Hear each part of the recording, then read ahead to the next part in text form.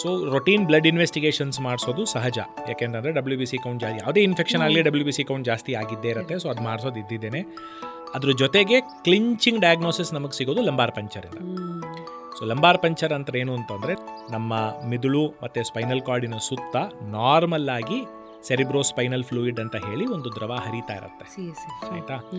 So ಬ್ರೈನಿನ infection ಆದಾಗ ಅಥವಾ meninges infection ಆದಾಗ ಈ ಫ್ಲೂಯಿಡು ಕೂಡ ಆ ಇನ್ಫೆಕ್ಷಸ್ ಮೆಟೀರಿಯಲ್ನ ಇರುವಂಥ ಸಾಧ್ಯತೆ ತುಂಬ ಜಾಸ್ತಿ. ಸೊ ಹಾಗಾಗಿ ಏನು ಮಾಡ್ತೀವಿ ಅಂತಂದರೆ, ಕೆಳಗಡೆ ಬೆನ್ನಲ್ಲಿ ಒಂದು ಚಿಕ್ಕ ಸೂಜಿನ ಹಾಕಿ, ಸೊ ಆ ಒಂದು ಫ್ಲೂಯಿಡ್ ಏನಿದೆ ಅದನ್ನು ಅನಾಲಿಸಿಸ್ಗೆ ಅಂತ ಹೇಳಿ ತಗೋತೀವಿ. ಅದ್ರಲ್ಲಿ ನೋಡೋಷ್ಟು ಸಾಕಷ್ಟಿದೆ. ಮೈಕ್ರೋಸ್ಕೋಪಿನಲ್ಲಿ ಯಾವ ರೀತಿ ಬ್ಯಾಕ್ಟೀರಿಯಾನ, ವೈರಸ್ಸ, ಫಂಗಸ ಯಾವ ಥರ ಇದೆ, ಸೆಲ್ ಕೌಂಟ್ ಇರುತ್ತೆ, ಪ್ರೋಟೀನ್ ಅಂಶ ಇರುತ್ತೆ, ಶುಗರಿನ ಅಂಶ ಇರುತ್ತೆ ಅದರಲ್ಲಿ. ಸೊ ಮುಖ್ಯವಾಗಿ ನೋಡುವಂಥದ್ದು. ಸೊ ಈ ಥರ ನೋಡಬೇಕಾಯ್ತು ಅಂತಂದರೆ, ಇನ್ಫೆಕ್ಷನ್ ಇತ್ತು ಅಂದರೆ ಕೆಲವೊಂದ್ಸಲ ಶುಗರಿನ ಅಂಶ ಕಮ್ಮಿ ಆಗುತ್ತೆ, ಪ್ರೋಟೀನಿನ ಅಂಶ ಜಾಸ್ತಿ ಇರುತ್ತೆ, ಸೆಲ್ ಕೌಂಟ್ ತುಂಬ ಜಾಸ್ತಿ ಇರುತ್ತೆ, ಮತ್ತು ಫ್ಲೂಯಿಡ್ ಥಿಕ್ಕಾಗಿರಬಹುದು, ಅಥವಾ ಫ್ಲೂಯಿಡ್ನಲ್ಲೇ ನಮ್ಮ ಮೈಕ್ರೋಸ್ಕೋಪಿ ಮಾಡಬೇಕಾದ್ರೆ ಆರ್ಗ್ಯಾನಿಸಮ್ ಪತ್ತೆ ಆಗ್ಬೋದು. ಅದಲ್ಲದೆ ಆ ಫ್ಲೂಯಿಡನ್ನ ಕಲ್ಚರ್ಗೆ ಕಳಿಸ್ತೀವಿ. ಸೊ ಕಲ್ಚರ್ ಆದಾಗ ಬ್ಯಾಕ್ಟೀರಿಯಾ ಆಗಲಿ, ಫಂಗಸ್ ಆಗಲಿ, ಅಥವಾ TBನ ಬ್ಯಾಕ್ಟೀರಿಯಾ ಆಗಿರಲಿ ಅದರಲ್ಲಿ ಬೆಳೀಬಹುದು.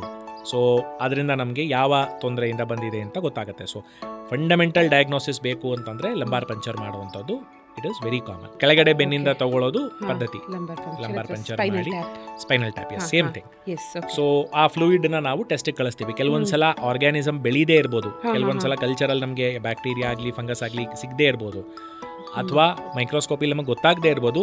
ಬಟ್ ಸೆಲ್ ಕೌಂಟಿಂದ, ಶುಗರ್ ಕಂಟೆಂಟಿಂದ, ಪ್ರೋಟೀನಿಂದ ಒಂದು ಹಂತಕ್ಕೊಂದು ಅಂದಾಜು ಗೊತ್ತಾಗುತ್ತೆ ಯಾವ ಆರ್ಗ್ಯಾನಿಸಮ್ ಇಂದ ಇನ್ಫೆಕ್ಷನ್ ಆಗಿದೆ, ಏನಕ್ಕಾಗಿದೆ ಅಂತ ಹೇಳಿ.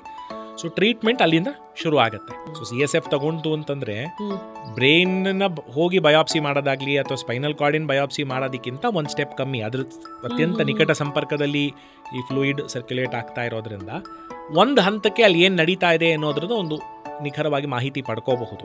ಏನಾಗ್ತಿದ್ದಿರ್ಬೋದು, ಏನಾದ್ರು ತೊಂದರೆ ಇದೆಯಾ, ಬೇರೆ ಏನಾದ್ರು ಪ್ರಾಬ್ಲಮ್ ಆಗ್ತಾ ಇದೆಯಾ, ಏನು ಎತ್ತ ಅನ್ನೋದಕ್ಕೆ. ಸೊ ಹಾಗಾಗಿ ಅದು ಡಯಾಗ್ನೋಸ್ಟಿಕ್ ವ್ಯಾಲ್ಯೂ ಸಾಕಷ್ಟಿದೆ ಅದಕ್ಕೆ.